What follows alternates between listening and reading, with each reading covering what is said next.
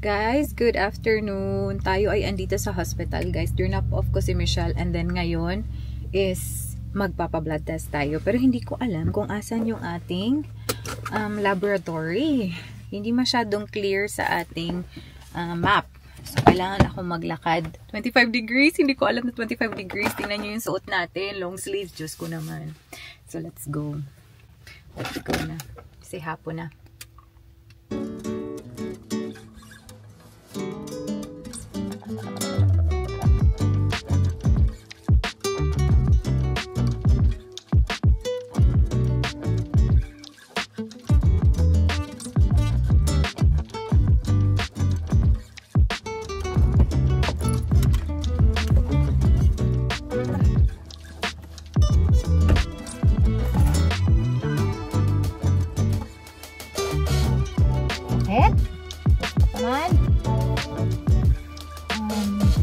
Alright. We are done here, guys. Tapos na yung ating blood test. Sakit. Pero okay lang yan. I will book for a telehealth appointment today as well. Tapos, yung kasama namin dito, gusto ko kasi mag-try ng Pilates. So, sabi niya, samahan niya daw ako. Sabi ko, parang busy ako ngayon. Hindi ko alam if makakapag-Pilates ba tayo or hindi. First trial ko sana today. Wala, asan yung akala ko. My lips are very dry. Tingnan natin na makapag-Pilates pa tayo. Sobrang late ko nagising eh. Kailangan ko talagang bumawi sa ating tulog din kasi. Aray. As you can see, mayroon akong eye bags, guys, kasi for how many days I was struggling to sleep. And ayoko laging mag-medicine kasi. So, ayun. I'm so happy na. Day off naman natin today, so makakapag-relax tayo. Let's go home. Ang init today! 25 degrees pa lang ngayon.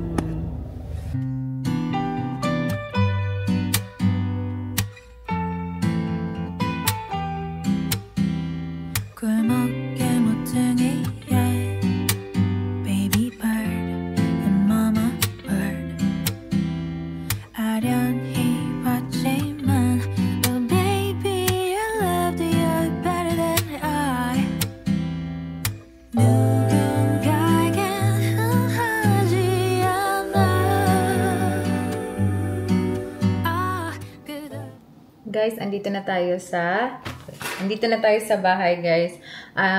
Ano pala, meron akong problema sa mga packages sa ating mga jewelry. So, currently, merong suspension yung AU Post, guys, on sending packages to the United States because of the tariff issues. Kaya, the last time na nag-attempt akong mag-send ng package. So, nag-attempt akong mag-send ng package, guys, last week. Tapos, yun nga ang sabi nung ang personnel doon sa AU Post na yun, maliit lang na AU Post, na suspended daw lahat. Sinerch ko ngayon, sabi naman, some of the packages lang. So, if ever yung value ng package mo is less than 100 AUD, 100 USD, then it's fine. You can still send packages to the US. Pero if more than that, suspended siya kasi I think papatungan nila ng tariff nga or tax on top of the item. Meron ka na babayaran additional straight away if you're gonna send a package. Sabi kasi dun sa personnel nga, last week, nung nag-attempt ako mag-send, sabi niya, suspended daw talaga lahat. Pero, yun nga, because of what I searched, i-attempt ko siya ulit ngayon. So, ito na mas malaki, pupuntahan natin ngayon. And instead of using car, maglalakad na lang ako kasi it's literally across. Kasi mahihirapan pa tayo sa parking and all. So, ayan. And I'm still waiting for my GP appointment nga. So, I don't think makakapag-Pilates tayo ngayon, guys. It's already 3:25. Wala pa akong confirmation as to what time tatawag yung doktor sa akin. Basta I'll receive an SMS daw. Grabe na, no? The use of virtual consultation. Telehealth na lang. You don't have to go out from your house. If ever you feel sick, you can just use it. Guys, sa mga hindi pa nakakaalam nito, you just have to Google telehealth appointment. Usually, yung range na mababayaran nyo is just like $35 to $65. For myself, kasi it's like a specialist referral yung hinihingi ko. Medyo mahal siya. Lamig naman. Grabe naman yung aircon. Medyo mahal siya. So, I paid like $69. Pero yun nga, I'm still waiting up until now. Pero, nabook na naman yung consultation ko. And I'm so happy kasi tapos na din yung blood test. Yan. This week na kasi yung aking specialist appointment. So, kailangan ko na talagang magawa lahat ng ito. Pwede ka makapag-request ng priority. My other app din, guys, nitong virtual or telehealth na mga GP appointments wherein you can choose yung time na gusto mong magpa-appointment, which is really convenient. Ang convenient talaga. Holy shit. I paid $10 for... Oh my God, no! Hala ka, guys. Hindi naman nagsabi na may bayad pala. Uy, for an additional appointment. So, nag-click lang ako kung gusto ko lang sana i-check kung magkano ang mababayaran if ever. Kainis naman.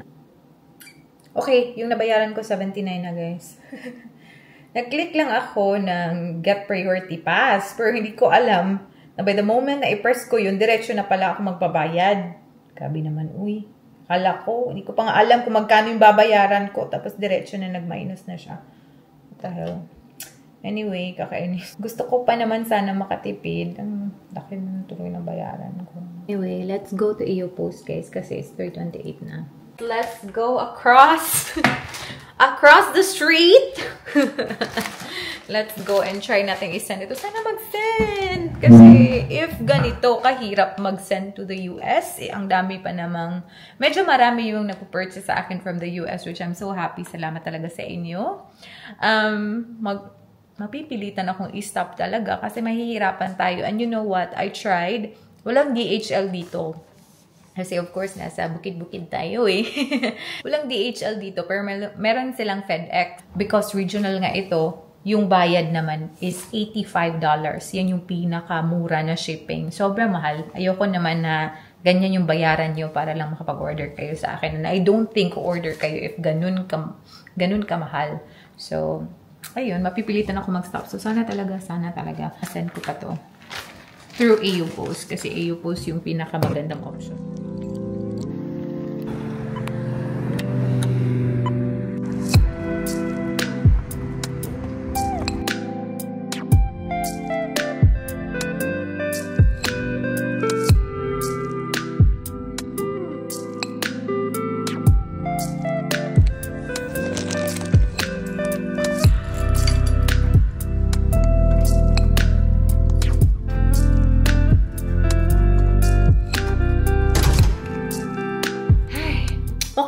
Kasi nakapag-walking tayo. Nakapag-walking tayo today. Pero yun nga guys, according to the staff there, cancel or suspended muna talaga lahat daw ng packages going to US. Pero nakakainis lang kasi hindi masyadong clear. Online, sinasabi na, yun nga, if the value is less than 100, then pwede ka lang makapag-send to the US. Pero all pala. So all packages dapat sinabi nila online. Pero okay lang yan, nakapag-walking tayo. That's good. Tagal ng aking GP appointment, guys. No past medical history. No, not on any regular medications.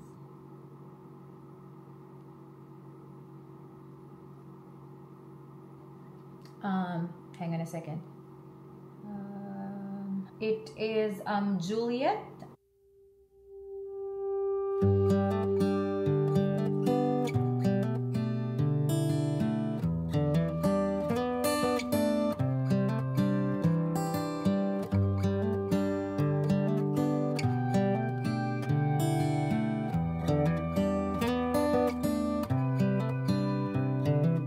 This is a good day as any to start the rebuilding of life. The roads that lay open are many when the old one's gone under the knife. And I can feel the sun on my skin. All done! That's all done, guys, finally. Alam nyo ba, tinatry ko siyang i-cancel. As in, kasi sabi ko, ang tagal-tagal naman nito. Tapos, nagbayad na ako ng, priority fee na $10 on top. So, sabi ko, tagal-tagal. So, I found another telehealth na app na sabi nila, they can see me straight away daw. So, tinatry ko talaga siyang tawag dito, i-cancel. Pero hindi ko na-cancel. Until tinawagan na ako ng doktor. So, that was it na. It's not meant to be canceled. Makakamura sana ako dun sa isa. But that's okay. Oh my God. Alam nyo ba? See, that phone call is like less than 2 minutes. And then they're earning like, oh my God. Sarap maging doktor, no? Ang sarap naman maging doktor. Amazing, amazing. Like, how much did I pay? $79 just for that for that 2 minutes na telehealth appointment. Diba? And siguro, yung doctor na yun, nasa bahay lang. It's not even like virtual na akala ko mag face-to-face conversation kami or consultation. It was just a phone call. So, amazing. Amazing talaga yung ways on how you earn if you're a doctor then. Anyway, yan lang. I'm so happy. Tapos na ako. Blood test and everything. Ito na lang talaga. Ito pala yung pa-outfit natin today. Diba? Naka-long sleeves talaga tayo. So guys, i-share ko sa inyo guys very soon if ever maging okay na to lahat, kung ano yung pinagagawa natin, kung bakit ako nagpa-blood test, kung bakit ako nagpa-check up, at bakit ako nagpa-referral letter. I-share ko to sa inyo once everything is good na. If ever makuha ko na yung mga blood results ko and kung ano-ano pa, because I don't want na i-share ko sa inyo ngayon tapos hindi pala siya matutuloy, yung mga ganung bagay. I don't want to jinx it. So, later on, alam nyo naman, almost lahat ng ganap ko sa buhay, nasi-share ko sa inyo. Mas nasi-share ko pa nga sa inyo compared sa mga taong nakakasalamuha ko. So, that's what I'm gonna do. I feel like, if I'm gonna do this, marami ako ma-educate, marami ako ma-encourage, and I feel like marami din ako mapopersuade, if ever, gusto din nilang gawin yung itong ginagawa ko ngayon. This is not just about me doing blood test today. Alam nyo ba guys, may ganap din yung aking pamilya sa Pilipinas ngayon. So yung papa ko, he's been unwell for, I think, a few weeks na. Feeling ko hindi lang niya sinishare. Alam niyo naman, typical na papa. Typical na ama. Hindi masyado nag-share. So sabi niya, meron din siya he's been feeling unwell. Hindi ko alam if kidney issues ba to, or urinary tract infection ba to, or prostate problem pa to. So yun nga, sinabihan ko yung mga boys na ipa-check up agad si papa. Like agad-agad, as soon as possible. Ayoko na mag-delay talaga. Kasi if ever may nararamdaman ka, diretso na. Pag lumala pa siya, first, mas mahihirapan ka, and for sure, mas malaki pa yung gastos. So, kaya sinasabi ko talaga, ini-encourage ko talaga sila, if ever you feel something, magpa-check up na agad-agad. Kasi, mahihirapan ako. Baka mahirapan ako. Diba? So, the only problem I have sa mama at saka sa papa ko, hindi ko sila nakuna ng medical insurance. And the reason is, na busy ako, and also, hindi ko alam, maganda ba or worth it ba kumuha ng medical insurance sa Pilipinas? Kasi, ang dami ng ganap sa Pilipinas, hindi ko na alam, ano ba? But anyway, I hope, guys, na bigyan nyo ako ng sort of guidance or advice in terms of that, kasi hindi ko alam if worth it pa ba yung magsisave na lang ako for emergency. To be honest, wala ako masyadong idea. So if you can give me an advice, I would really appreciate it. And then if ever meron kayong ma-recommend din na magandang medical insurance, please contact me, kasi baka kukunan ko na lang si papa at si mama ng medical insurance na, kasi hindi ko siya nagawa. Dapat gagawin ko siya before nag-60 si papa. Kaka-60 lang ni papa. So ayun, but I'm so happy na sobrang bilis din naman ng mga boys. Pina-check up nga nila si papa. And then actually si Merwin, nagva-vlog siya ngayon. Biglaan na nagva-vlog yung ating mga boys.